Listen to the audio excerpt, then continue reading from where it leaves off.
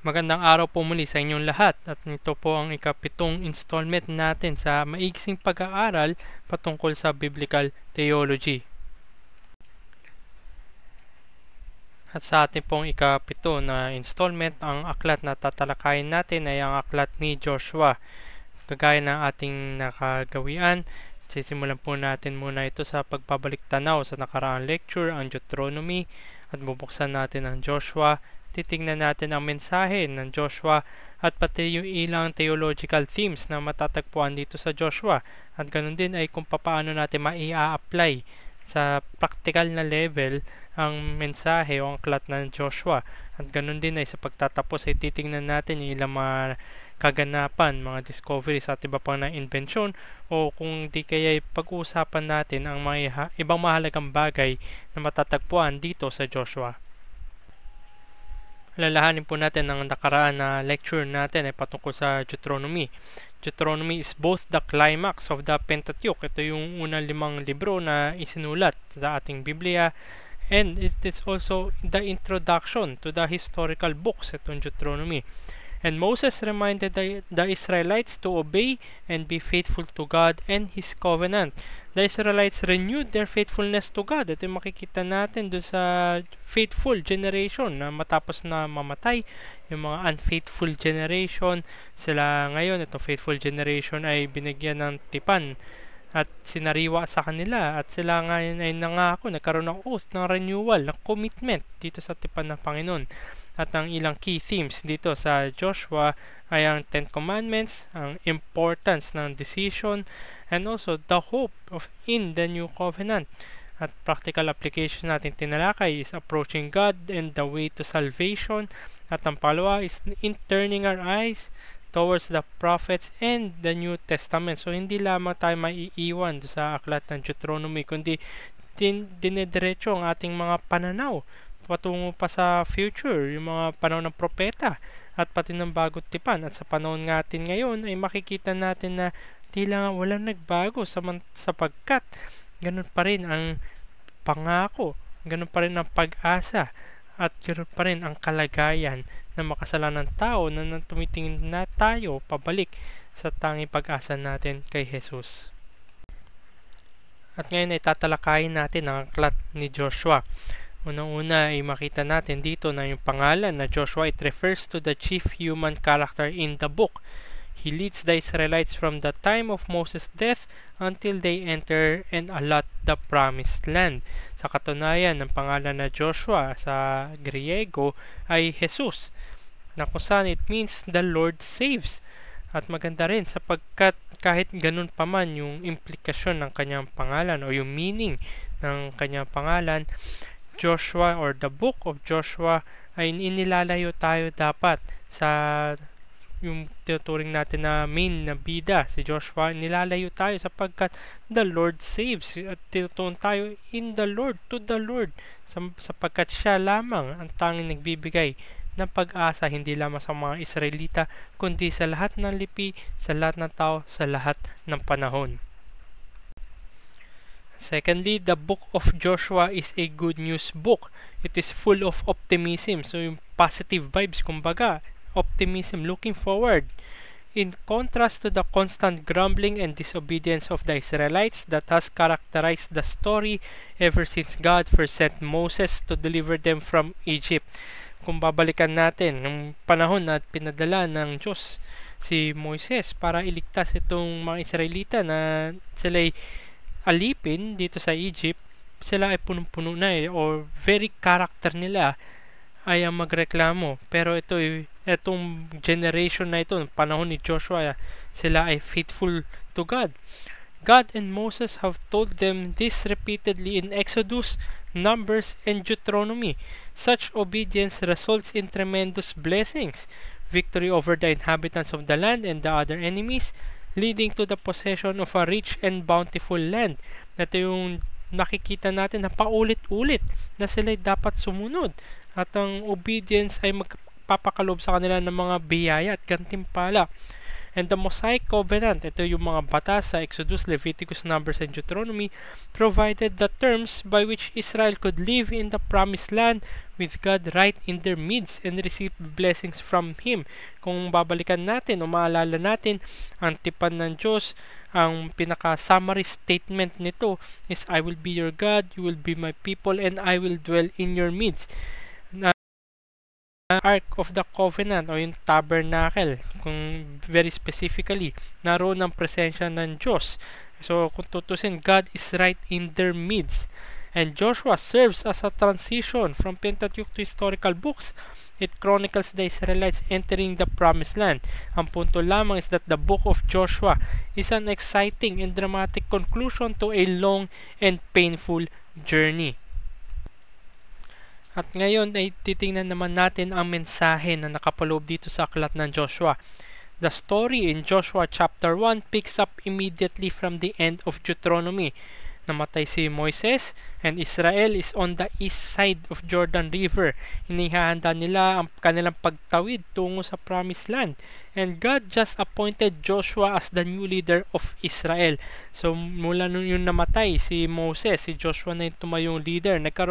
Before that, nagkaroon ng smooth transition at pinalalahanan sa kanila yung batas. So firstly, conquering the Promised Land. Ito yung chapter 1, buong kabanata. Joshua is the new leader and it provides continuity with Moses. Makita natin ito sa verses 1 to 9. God declares He will be with Joshua as He was with Moses, thus providing the same power of His presence that was experienced in the Exodus. The land, ito yung lupain, is God's gracious gift to Israel, and God refers to the land I am about to give you. Sa verse 2, 3, 13, and 15, ito yung makikita. So makita natin may repeated emphasis dito, the land I am about to give you. And continued echo what God had been saying to Israel ever since the Exodus. If they remain faithful and obey God's law, they will be successful and will find blessing. Ito yung verses 8 and 9. So makita natin yung bigat ng pagsunod, obedience, at yung kanilang katapatan. It is very important na element. At ang una na tumambad dito sa Israel ay isang pagsusubok. It is a test, and this test case is Jericho, na makita natin sa chapters 2 hanggang chapter 7. Makita rin natin dito yung account ni Rahab. Bagamat siya hindi Israelita, masabi natin na siya ay isang believer and she is saved. Dito sa chapter 2 verses 1 to 24. Let us recall the last time Moses sent 12 spies to spy out the land, and 10 of them came back with a bad report. Ito is sa Numbers chapters 13 and 14. So nagpadala si Moses ng 12 spies, pero 10 doon is a bad report. So the immediate challenge in conquering Canaan is the city of Jericho. It is a strong, well-defended city right across the Jordan River. So hindi ito subdivision, hindi ito village, at hindi ito siguro mga townhouses o mga cottages. Pero ito ay isang fortress, well-defended city. So this time Joshua sent 2 handpicked men. They sneak into Jericho and encounter a prostitute named Rahab, who hides them from her king, thus saving their lives. The Israelite spy agreed and spare Rahab and her family even though she is a Canaanite. Ang punto lamang, faith and trust of Rahab are in strong contrast to disobedience. It illustrates to us that it is the people of faith who inherited the promised land and not just those who are ethnically related to Israel. So hindi lamang porque kay Israelita by default na mai-inherit mo na yung promised land. Dahil sa pamamagitan ng account na ito ni Rahab ay pinapakita sa atin na tunay nga na magmamana, mag-i-inherit ng promised land ay yung mga naniniwala, nananampalataya na ang tanging pag-asa lamang nila, ang tanging tagapagligtas lamang nila ay ang Diyos. At ang pangalawa na makikita natin dito sa chapters 3 hanggang chapter 5 verse 12 is crossing the Jordan River into the Promised Land. So crossing the Jordan River officially ends the Exodus event and is perhaps the climactic event in Joshua. Kung babalikan natin na napakatagal nila nitong Exodus event na ito, napakatagal sapagkat generation yung namatay dito, 40 years sila na nasa wilderness.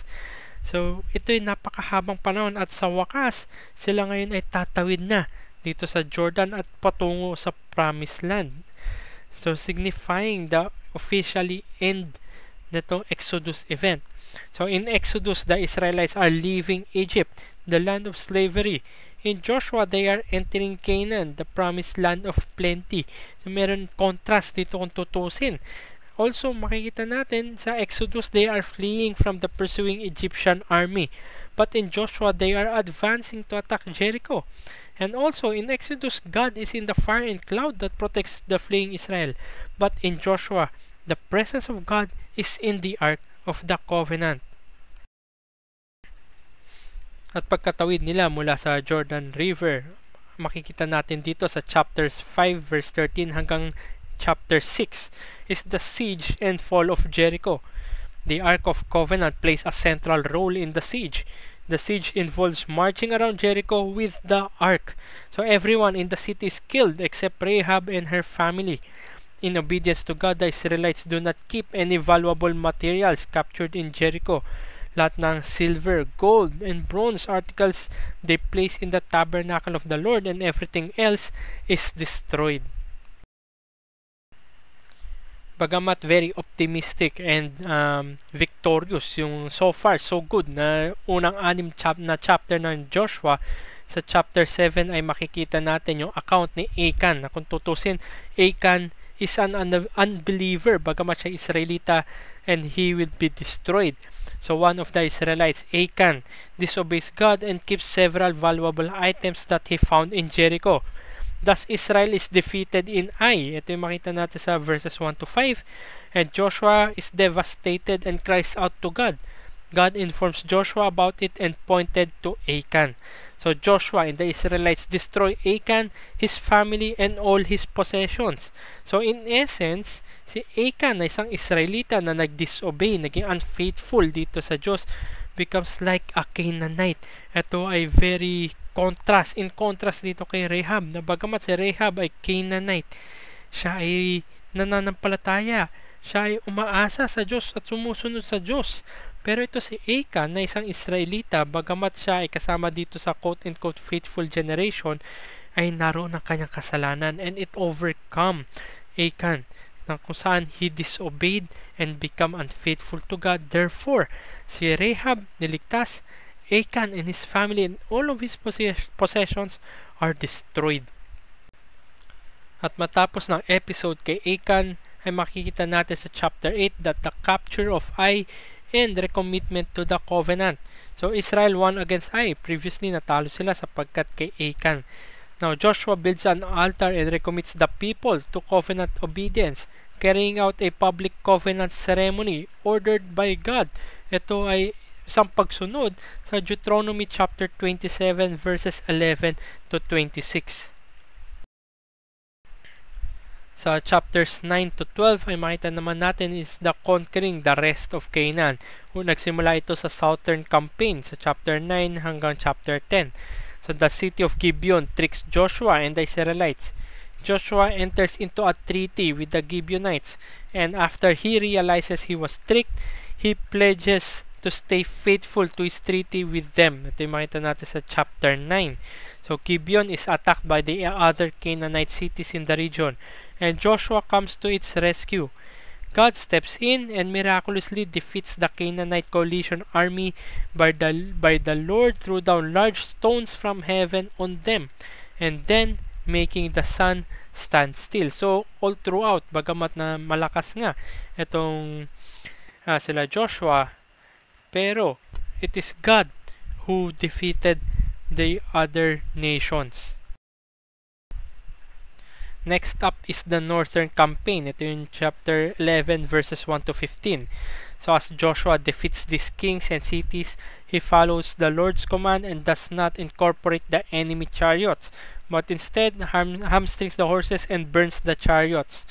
God wants Joshua to trust in Him for military victories and not in chariot horses. So napakahalaga na ang pagsunod dito ni Joshua, sapagkat hindi lamang niya dinemonstrate ang kanyang pagtitiwala at pananampalataya sa Diyos, hindi lamang sa kanyang kondisyon bilang leader, pero higit na dahil sa aspeto na military.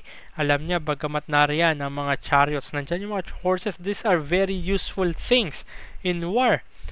Pero ang kanyang tiwala ay nasa Panginoon lamang, and he knows and he holds to the promises of God that God will bring about victory as he had promised.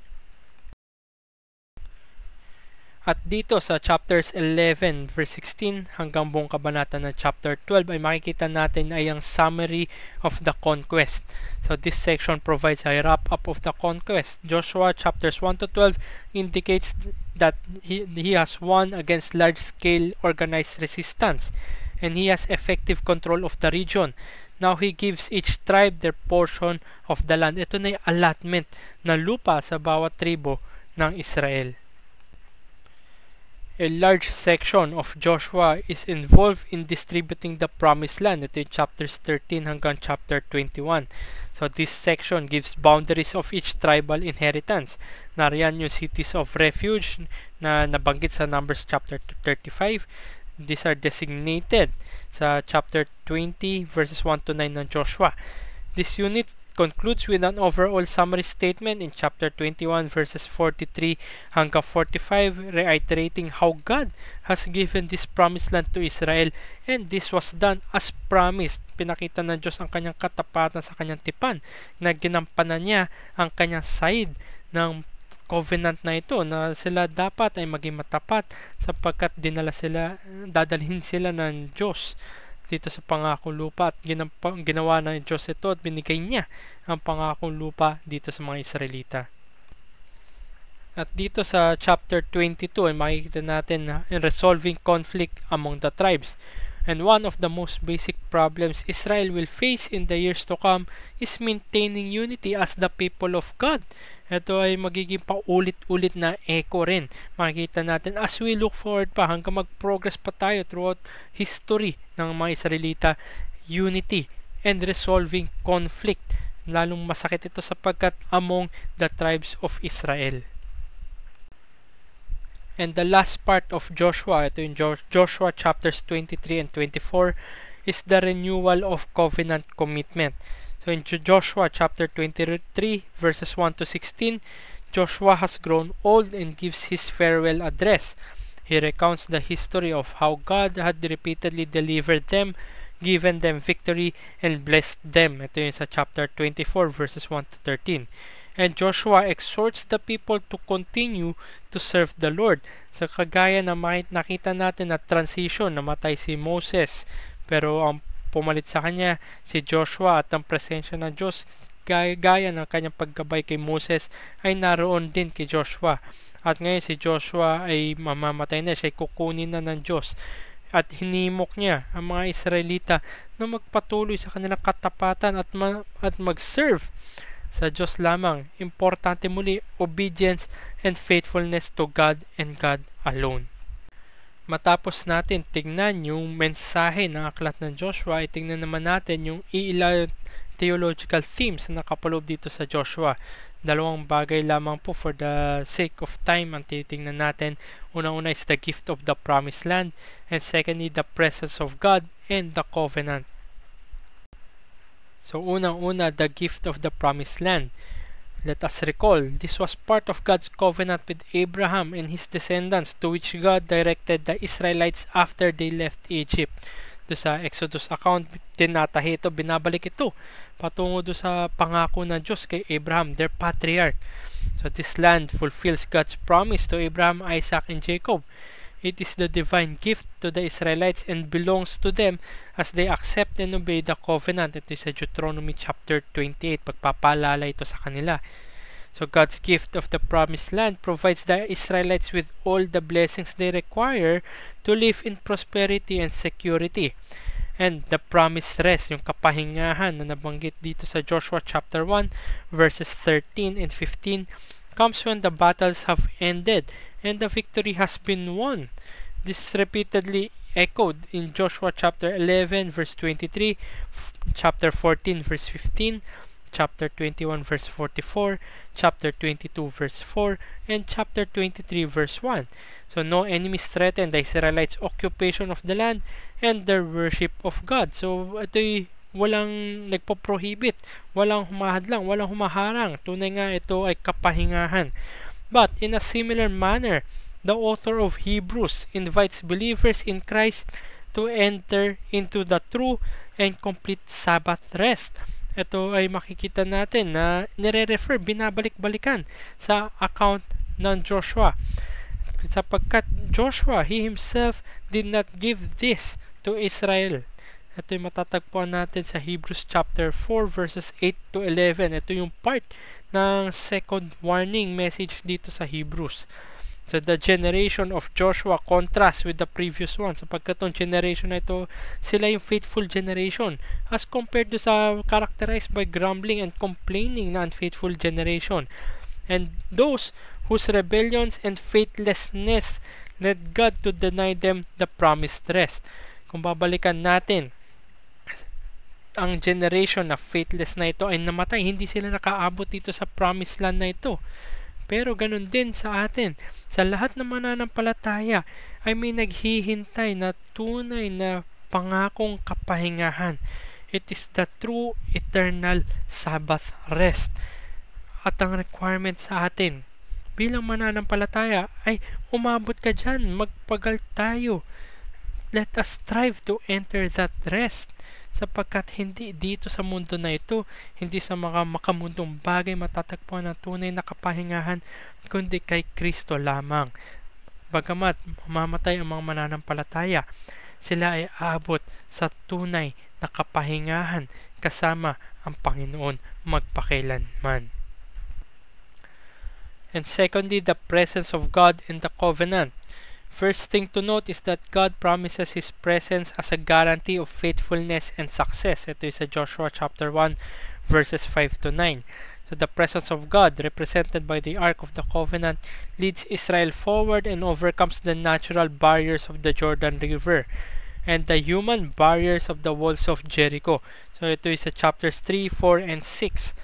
And it is God who initiates and orchestrates Canaan's fear of the Israelites. It is God who preserves Rahab, enables Israel to defeat Ai, lengthens the day, gives Hazor and the north to Joshua and everything else. Dahil sa presensya ng Diyos, hindi sa presensya ni Joshua. So point being is that the presence of God demands holiness from His people, for He is holy and demonstrates His grace to them. And God will not tolerate theft of what belongs to Him. Kung babalikan natin yung account ni Achan, God did not spare Achan. Achan was destroyed sapagkat he was unholy before the holy God, and nor will He allow the worship of anyone or anything else. Yet He is gracious and compassionate in providing salvation for a non-Israelite like Rahab, protecting Israel in their battles and everything else. So makita natin, it is the presence of God that defeated the enemies, and His holiness will not tolerate unholy creatures before Him.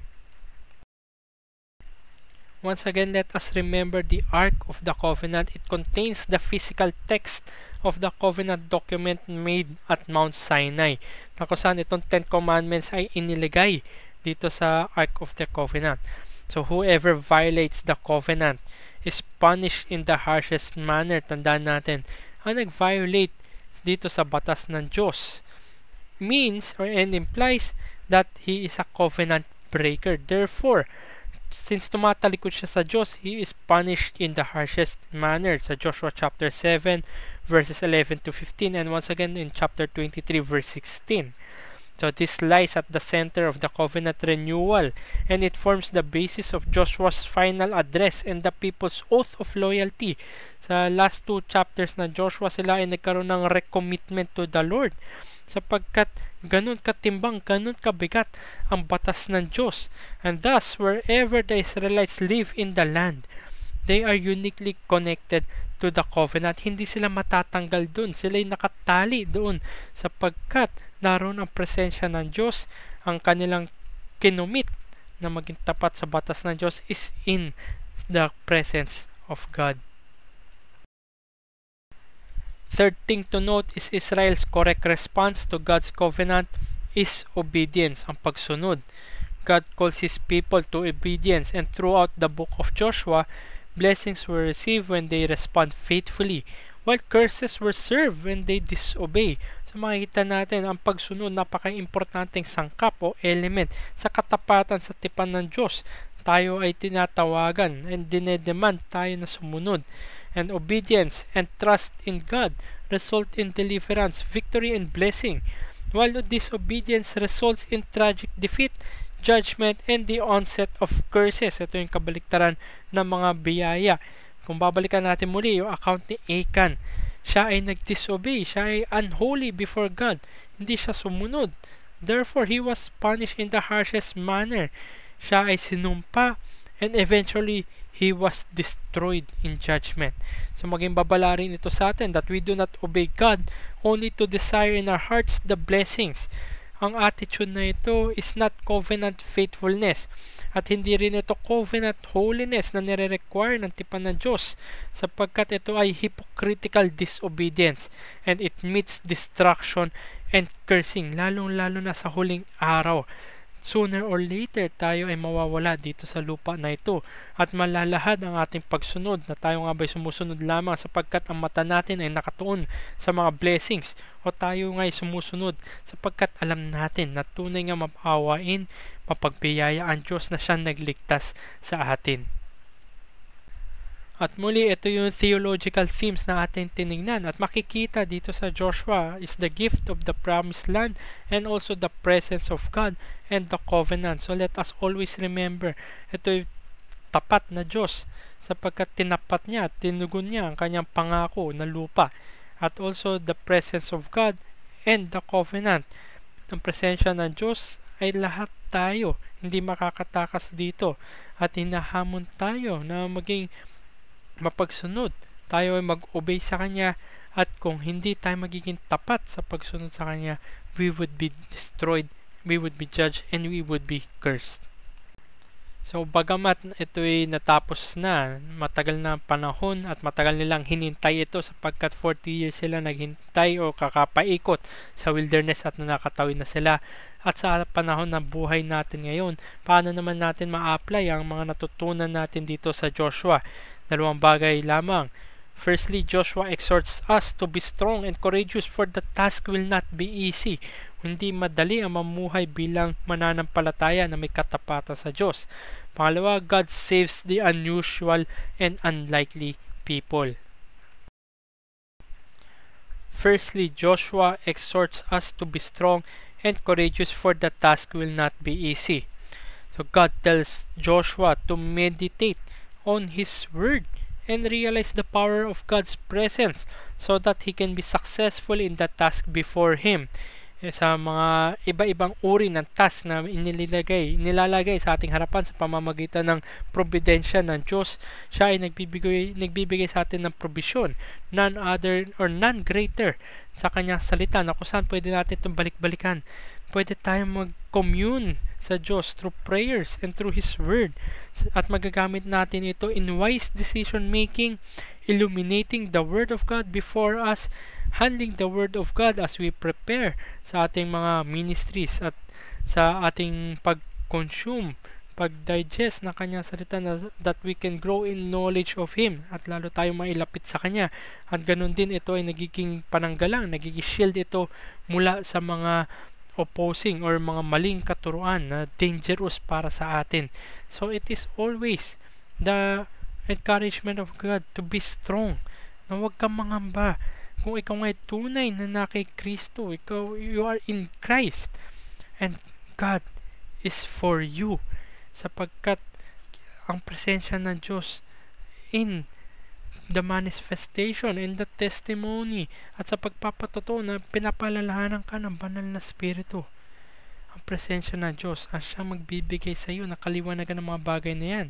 At sa katunayan, isa sa primary function ng banal na Espiritu ay hindi lamang sa pagbibigay, paglalahad ng iyong mga kasalanan, hindi lamang sa pagturo sa iyo patungo kay Kristo, kundi pinapaliwanag rin nito yung salita na Diyos na sa ganun ay ito maging maganda, maging madaling maunawan, maging klaro, at maging kanais-nais na naisin mo ito sa iyong puso at isipan at ito'y pampamuhay mo. Kaya huwag kang mangamba tulad na sinabi ni Moses at ng Diyos kay Joshua, sapagkat ang presensya ng Diyos ay parating na riyan para sa kanyang mga anak. And secondly, God saves unusual and unlikely people. Ang tinutukoy ko po dito na account ay makikita natin si Rahab. It is something that Jesus also illustrates sa pamamagitan ng kanyang mga actions. Kung maalala natin sa Bagong Tipan, naroon yung maraming account kung saan Jesus eating with sinners, with the tax collectors. Kinausap rin ni Jesus yung babae sa balon.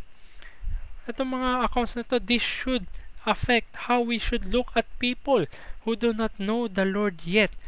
And huwag tayong magkakamali. At huwag nating isipin parati na mayroong mga categories tulad lang likely to be saved and unlikely to be saved. Tayo ay mga mananampalataya. Pinamumuhay natin ang ebanghelyo. Ito ay dapat totoo sa ating buhay.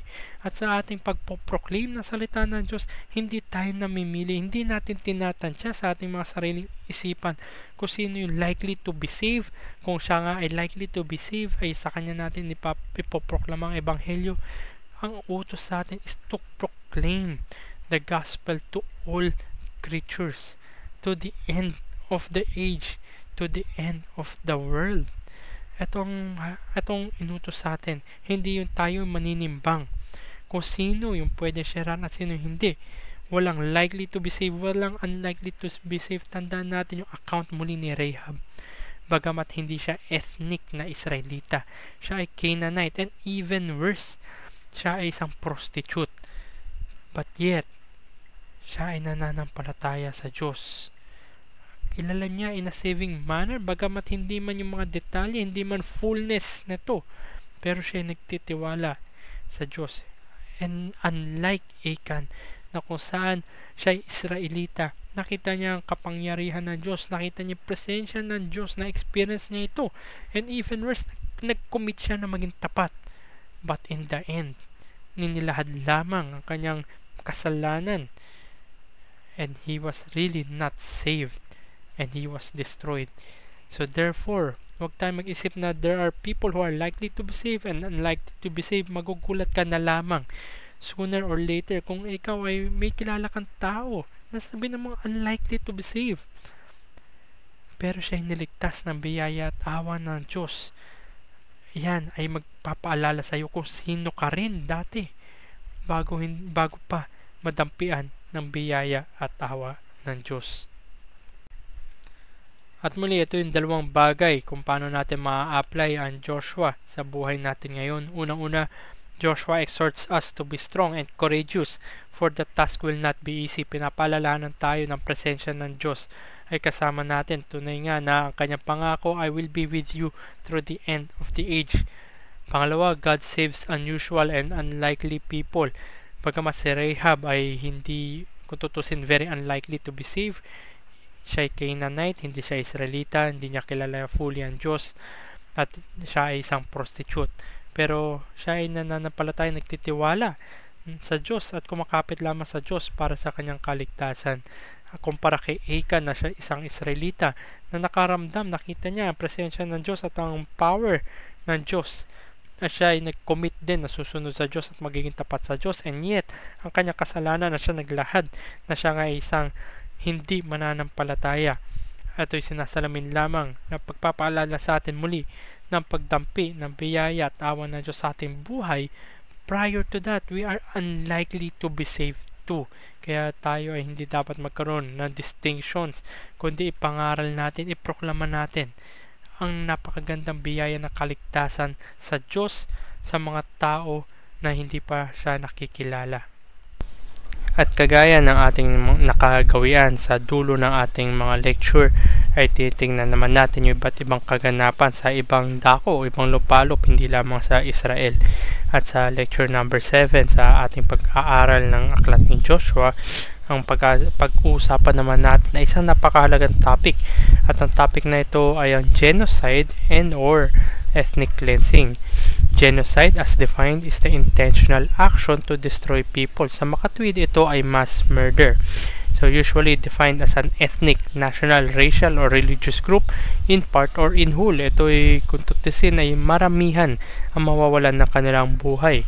On the other hand, ethnic cleansing is the systematic forced removal of ethnic, racial, and or religious groups from a given territory by a more powerful ethnic group. So, ethnic cleansing is not necessarily murder or killing people. Pwede dyan na paalisin lamang sila sa lupa o ilipat sila ng lugar. At ang gagawa nito ay mas powerful na isang grupo din. Pag-usapan natin to sapagkat napakalaki ang implikasyon nito lalo na sa ating pananampalataya. At isa nga sa modern historical na event na nangyari patungkol sa genocide ay yung nangyari sa Rwanda. Ang bansa ng Rwanda ay matatagpuan sa Africa at ito ay nasa ibaba o southern part ng Uganda. It consists of 85% na Hutu and the rest were Tutsi along with Twa. At nung panahon yung taon ng 1994, more than 800,000 people were killed dito sa Rwanda. Ito ay genocide. Napakadami ng mga pinatay. 800,000. Bagamat very political ang origination ng reason dito sa genocide na ito. Pero ganun pa man, 800,000 na buhay ang nawala ng panahon na ito. At sa katunayan, these issues are also thrown at Christianity and they are putting God on trial sapagkat meron nga daw na validated na genocide or ethnic cleansing na nangyari lalo na dito sa aklat ng Joshua. At dito nga sa account ng Joshua ay nagpipresenta sa sensitive readers ng Biblia ng isang mabigat na problema patungkol dito sa genocide or ethnic cleansing, namely the apparent wholesale slaughter of the Canaanite population in order for Israel to occupy the land. Kung maalala natin, ito yung pinangakong lupa at dito dinala ang Israel galing do sa Exodus event. At sila nga ay nautusan din to destroy everything para nang sa ganun ay makuha nila ang lupa na ito. And also, people hostile to the Bible. Ito yung mga sabihin natin mga atheists, skeptics, and the like, accuses God and ancient Israel for ethnic cleansing. And many sensitive Christians find this deeply troubling as well. Pero kailangan po natin alalahanin na yung Pentateuch ay meron order or directive or mga batas patungkol dito sa warfare. Kung titignan natin sa Deuteronomy chapter 20 verses 10 to 15, nandun po nakasaad yung mga batas o ordinances against cities outside the promised land kung sila mapagdigma. At sa Deuteronomy chapter 20 verses 16 to 18 naman ay nandun naman kung paano sila makikidigma against cities outside the promised land. Ang punto lamang, it is only the latter case. Ito yung cities inside the promised land kung saan magpa-fall ang Canaanites. So, this requires Israel to spare no one sapagkat may undirective you shall devote them to complete destruction. So, paano nga natin i-address ang accusation ng genocide o ng ethnic cleansing lalo na sa ating Diyos at sa ancient Israel na mismo kinuman niya to spare no one and to devote all things to destruction. We must acknowledge na legit ito na kailangan natin seryosohin tong issue na ito. Pero may apat na paraan o sa 4 points kung paano natin i-approach ang problem na ito. Unang-una, God is the creator and the judge. God is the owner of all there is. Siya yung nag-create and therefore siya yung may-ari ng lahat. He is the owner of all. God is the judge to whom all people everywhere are accountable. So hindi lamang that God owns all things, all people are accountable to Him. Siya yung judge and siya yung creator. This also means that God has the ultimate rights over the land of Canaan and that He has the right to bring the Canaanites to judgment for their moral condition and deeds sapagkat siya nga yung gumawa ng lahat and all people stand in judgment before God, because God is the judge and He is the creator. So not only God is the creator and the judge, but also since all people are sinners, all are rightly subject to judgment. Sa katunayan, yung first 5 books o yung Pentateuch, it gives a moral rationale for the removal of the Canaanites, seeing it as divine judgment for their iniquities, sapagkat sila ay nagkasala, they transgressed, they rebelled over God, therefore judgment ang kanilang hinaharap. Tingnan natin ito sa ilang passages sa Genesis chapter 15 verses 13 to 16. Nabanggit doon yung Amorites, and the Amorites are a huge population in Canaan. They would be judged because of their wickedness. Also in Leviticus chapter 18 verses 24 to 30, nabanggit rin doon that the offenses are abominations to the Lord. Ito ay kasuklam-suklam sa harapan ng Diyos. Therefore judgment is necessary. And also in Deuteronomy chapter 9 verse 5, it says that these nations, yung mga bansa na ito, they are wicked. Wicked, therefore the judgment and justice need to be served. So point being is that this cannot be called ethnic cleansing, yung ina-accuse laban sa Diyos, since the treatment is just regardless of ethnicity. Kung sasabihin natin, bakit regardless of ethnicity? Tandaan natin, ang Israel mismo, they were judged for their wickedness, for their abominations, and their unfaithfulness. So, hindi lamang yung mga pagan nations, but also Israel herself was judged. Therefore, hindi ito ethnic cleansing, sapagkat regardless of ethnicity, divine judgment is necessary to be served for unholy creatures. Hindi lamang God is the creator and the judge, and all people are sinners, therefore must be judged. But thirdly, the Sinai covenant sets Israel up to be a theocracy. Ang theocracy, pwede natin i-treat ito as ang modern day na combination ng church and state na pinagsama, walang distinction. So membership in the people is both political and religious.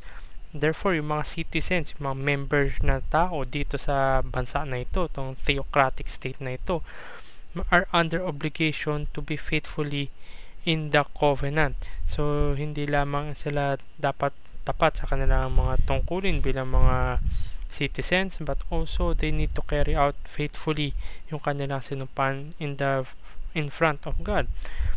Pero, tayo sa panahon natin ngayon, we must beware that Christians are not to carry out this kind of warfare, sapagkat people of God are no longer identified with a particular nation state. Hindi tayo theocratic, hindi tayo tulad ng ancient Israel. Meron tayong distinguish or pagkahiwalay ang church matters and state affairs natin. So therefore, bagamat tayo ay nananampalataya, tayo sumusunod, tayo nag-obey sa Diyos, we are not to carry out these kinds of warfare.